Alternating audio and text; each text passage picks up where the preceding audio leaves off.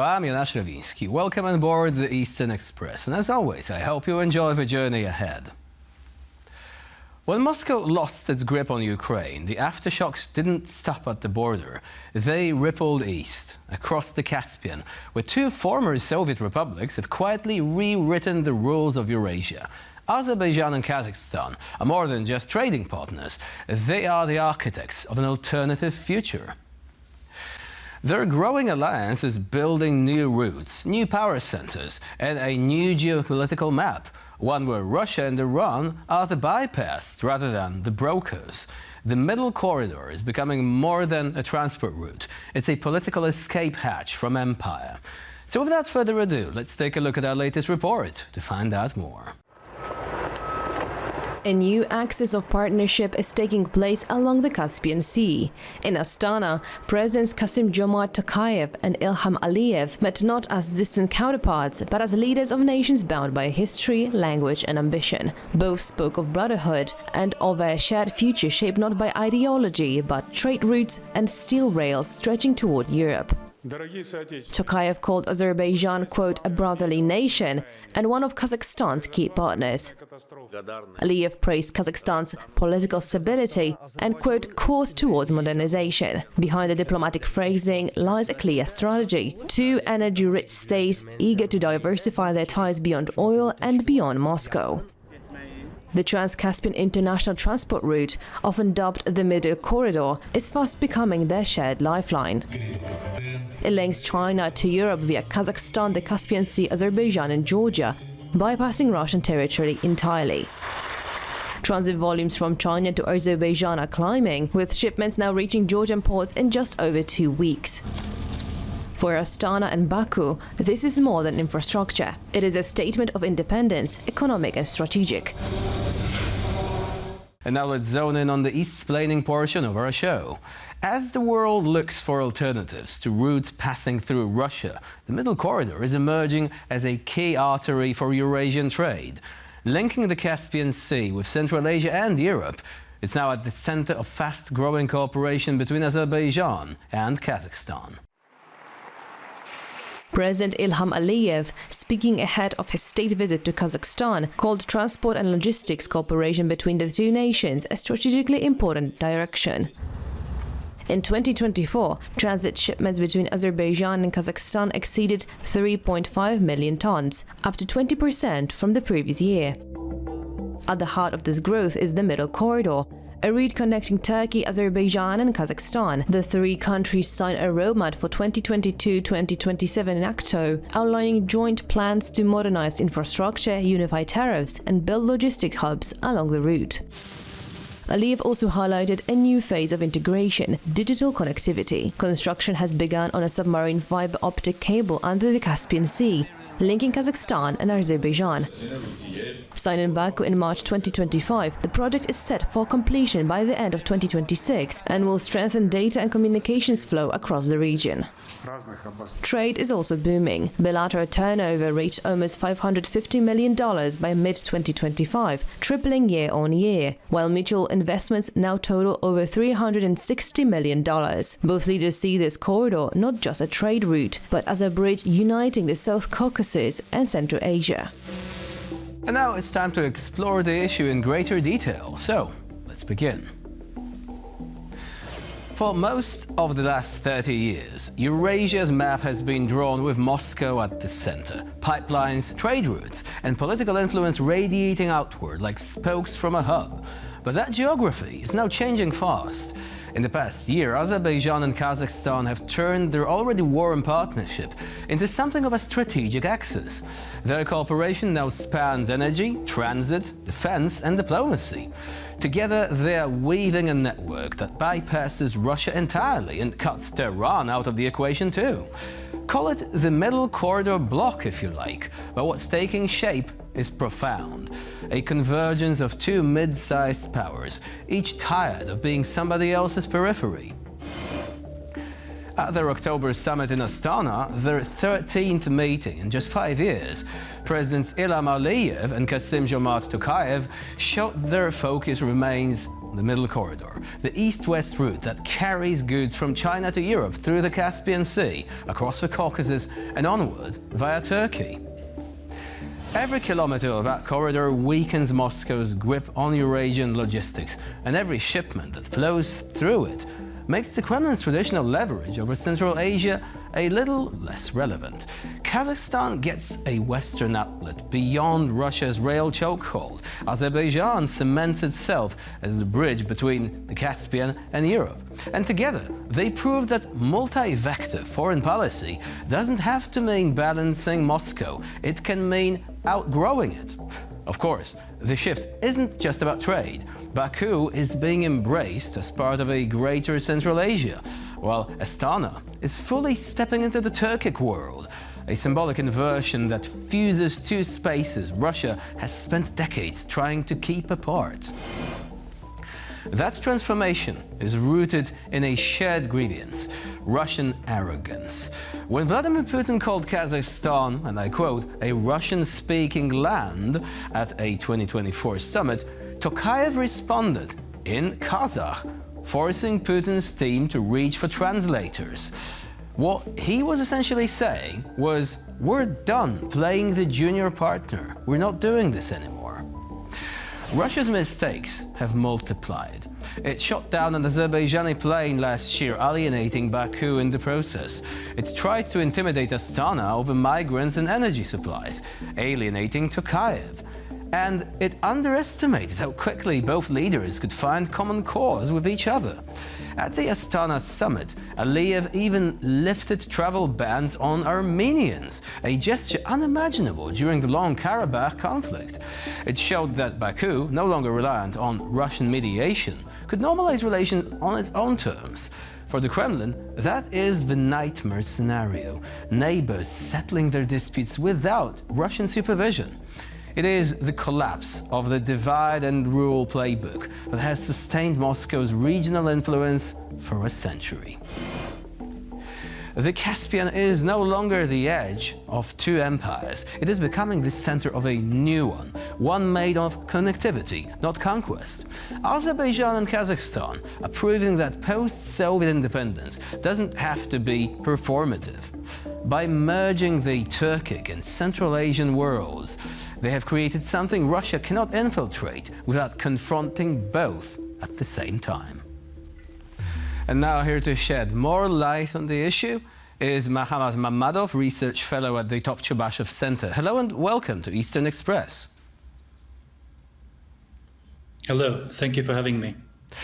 So now let's start with a very broad assertion, and tell me, do you actually agree with it?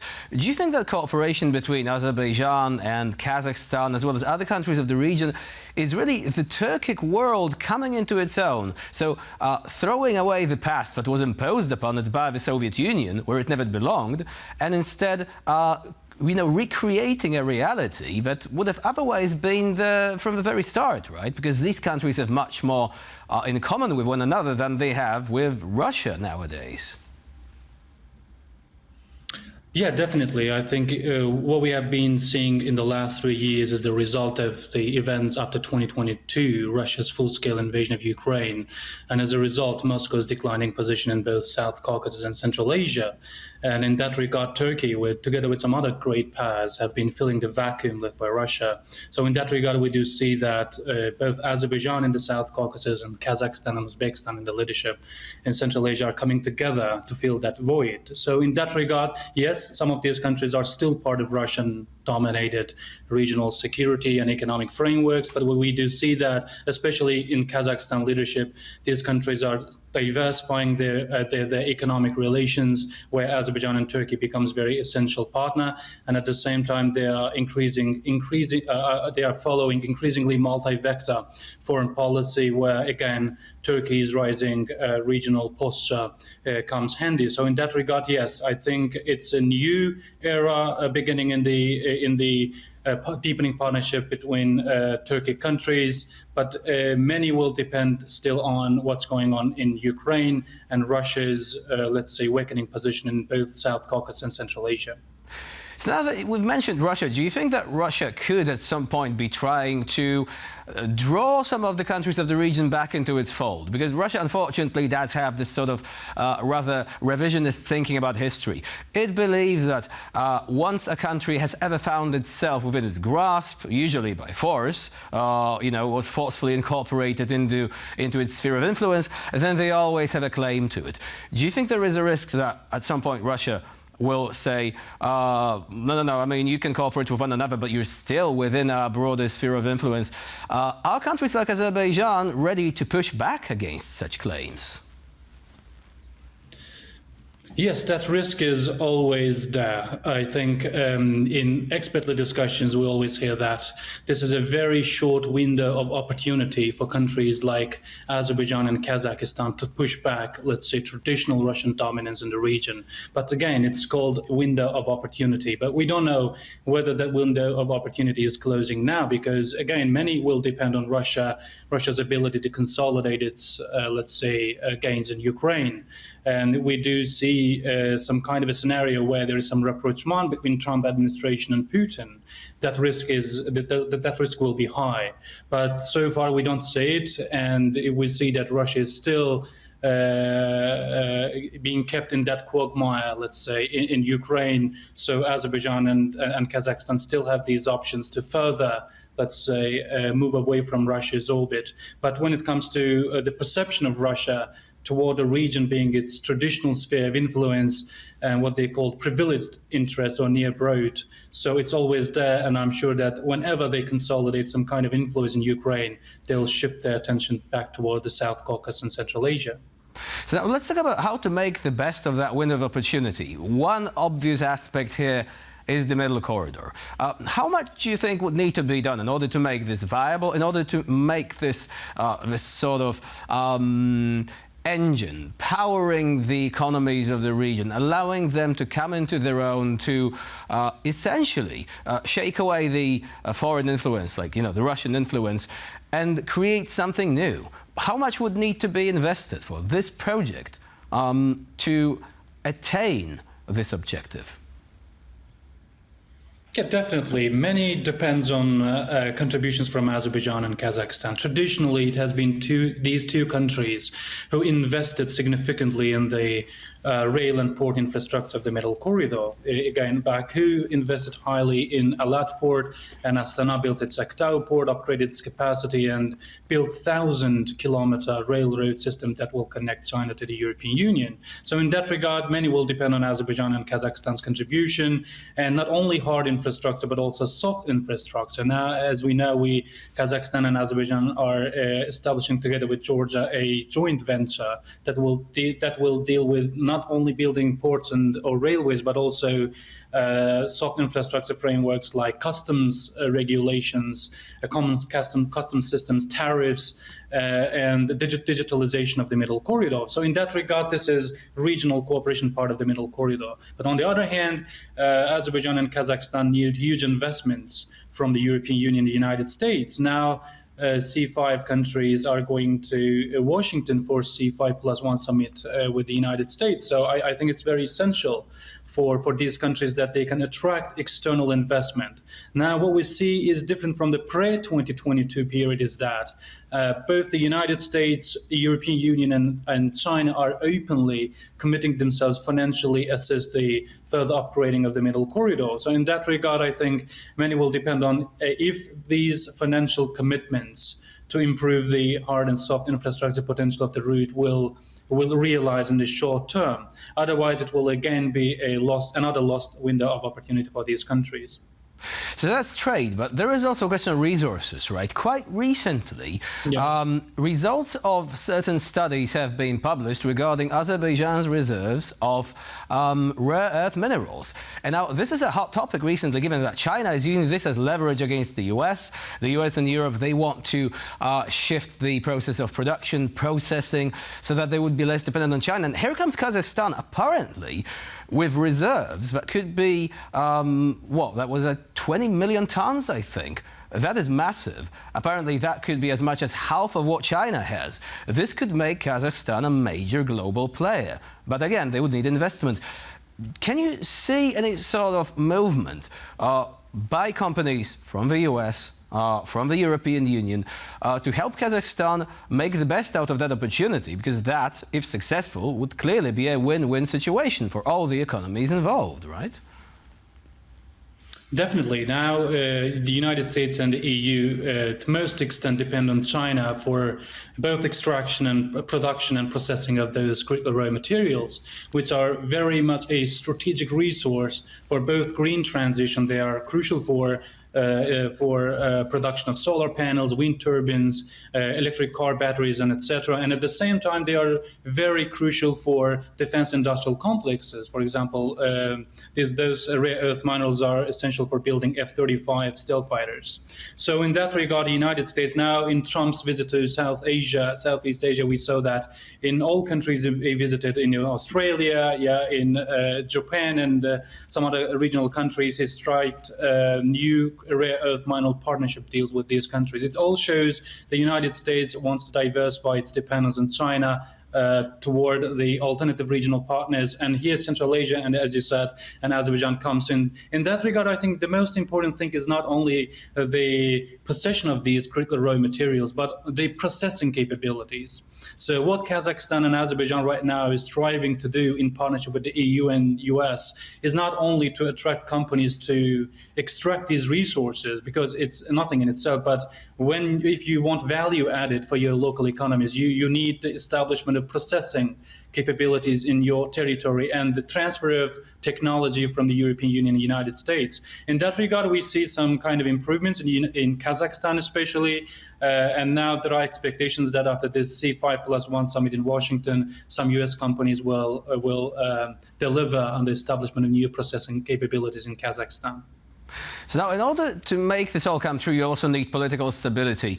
And at this stage, of course, we can see that Russia once again has been pushed out of the region because they are no longer the guarantor of this kind of stability. I mean, they were trying to be the peacemaker between Azerbaijan and Armenia. That didn't really work. Now, Azerbaijan and Armenia have managed to come to some more constructive conclusions recently, but who was involved in that? The United States, not Russia. Do you think this is likely to remain so? That we might be entering an era of greater political stability, not just between Azerbaijan and Armenia, but also the region itself. We know that some countries in Central Asia, they also have certain grievances against one another. Do you think that this can all be resolved in a way that will allow them to prosper without involvement from the Kremlin? Definitely. I think in both Central Asia, Tajikistan and Kyrgyzstan, and between Azerbaijan and Armenia and the South Caucasus, bilateral track of negotiations and some mediation attempts of regional neighbors proved very useful for the normalization of relations and emergence of peace and stability in these regions. And relatedly, emergence of more stable regions in these parts of the world made this region very stable link between the East and West, namely EU and China for the middle corridor. So in that regard, Russia's declining influence in the South Caucasus, and previously we were calling it Russia's managed instability policy. Russia was using the sides against each other and in the end dominating the region. Right now we see that both between talking to each other between these countries, and at the same time positive contribution of some external powers like the United States and the EU contributed somehow the emergence of the peaceful, let's say, environment in these regions. But I think more sustainability of this stable environment in the future will depend to most extent among these countries themselves, because what we see after 2022 is the increasing agency of Armenia and Azerbaijan in regional affairs. Now we see that these countries independently talk to each other and solve their own problems. So if this system will be sustainable, it will to most extent depend on if Azerbaijan and Armenia will not see attractive to solve their problems by reaching out to some other mediators or, let's say, regional powers, for example, Russia, to solve their problems rather than focus on just bilateral track of negotiations. Mohammad Mammadov was our guest today here on TVP World. Thank you very much for being here with us today and for sharing your insight. Thank you. And now we move on to the Eastern News Flash, a series of all the other stories from the East that you absolutely don't want to miss. In a move both symbolic and controversial, Russian occupying forces are preparing to reopen Mariupol's drama theatre, the very building they destroyed in a deadly airstrike in 2022. Russian-backed officials in Mariupol say the city's rebuilt drama theatre will open for performances in December. The announcement comes just 3 years after Russian forces dropped an aerial bomb on the theatre, killing an estimated from 300 to 600 civilians sheltering inside. After seizing control of the city, Russian authorities cleared the rubble and launched a so-called restoration project. Intercepted conversation later revealed how Russian crews used heavy machinery to remove bodies from the site. Occupation officials dismissed the stench of corpses as coming from a warehouse of rotting fish. Human rights groups say turning the site of a war crime into a cultural venue is an attempt to rewrite history and erase evidence of atrocities committed during the siege of Mariupol. As tensions rise in the Caribbean, Venezuela's Nicolas Maduro is quietly asking Moscow, Beijing and Tehran for weapons, including possible missile deliveries. The Washington Post has obtained confidential letters showing the Venezuelan president Nicolas Maduro is seeking urgent military support from Russia, China and Iran. His requests include radar repairs, aircraft upgrades and possibly missile systems. The outreach follows increased US naval operations targeting suspected drug routes near Venezuelan waters. The Trump administration is reportedly weighing airstrikes against military facilities tied to narcotics trafficking. While denying the allegations, Maduro has mobilized 15,000 troops and warned of US attempts to seize Venezuela's oil and gold reserves. His ties to the Kremlin remain strong. Venezuela already holds about 5,000 Russian-made Igla-S portable air defense systems.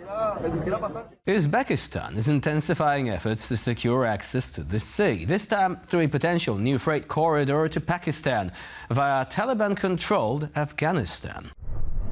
Uzbekistan Railways has launched talks with Pakistani firm SLG Trucks Group to develop a multimodal trade route connecting Tashkent and Islamabad through Afghanistan. According to the State Link outlet, the two sides discard cargo tariffs and regional transit logistics. No formal deal has been signed yet, but officials see the project as a way to reduce dependence on Iranian routes to zero, particularly after the US granted India a 6-month waiver on sanctions for the Chahabar port. If realized, the corridor could open key trade channels for critical minerals sought by both the Trump administration and EU. But success hinges on Taliban cooperation and bypassing Chinese control of Pakistan's Gwara port. And for this episode of Eastern Express, it's the end of the line. Please stay with us here on TVP World for more latest news and updates. I'm Jonasz Rewiński. Bye for now.